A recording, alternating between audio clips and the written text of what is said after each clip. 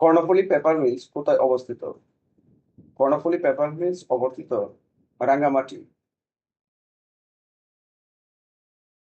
বাংলাদেশ জাতিসংঘের কততম সদস্য? বাংলাদেশ জাতিসংঘের 136তম সদস্য। পৃথিবীর তৃতীয় দীর্ঘতম নদী কোনটি? পৃথিবীর তৃতীয় দীর্ঘতম নদী হচ্ছে আমাজন। আধুনিক সভ্যতার ভিত্তি বলা হয় কোনটিকে? আধুনিক সভ্যতার ভিত্তি বলা হয় লৌহকে। বাংলাদেশকে স্বীকৃতি প্রদানকারী প্রথম ইউরোপীয় দেশ কোনটি?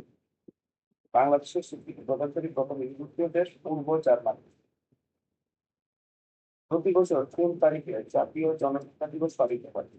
অর্থাৎ বাংলাদেশের জাতীয় জনসংখ্যা দিবস পালিত হয় 2 ফেব্রুয়ারি। আর্য জাতি কোন দেশ থেকে ভারতীয় উপমহাদেশে এসেছিল? আর্য জাতিরা এসেছিল ইরান থেকে।